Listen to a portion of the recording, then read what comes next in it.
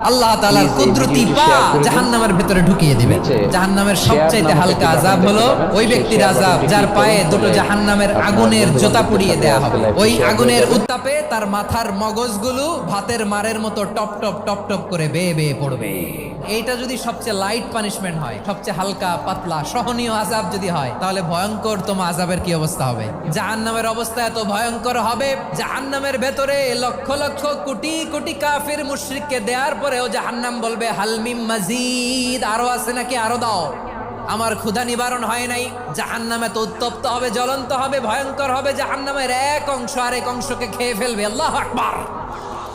জাহান্নামের রক্ষী ফেরেশতারা কি করবে তারা নিজেরাও বুঝতে পারবে না। কোনো কিছুতেই যখন জাহান্নামকে শান্ত করা যায় না, আল্লাহ তাআলা তার কুদরতি পা জাহান্নামে ঢুকিয়ে দিবেন। দেওয়ার সাথে সাথে জাহান্নাম থেকে আওয়াজ আসবে, কাত বিইজ্জাতিকা ওয়া বিকারামিকা, আল্লাহ আপনার ইজ্জতের কসম, যথেষ্ট হয়ে। একদিন মাটির ভিতরে হবে ঘর রে মন আমার, কেন বাঁধো দালান ঘর।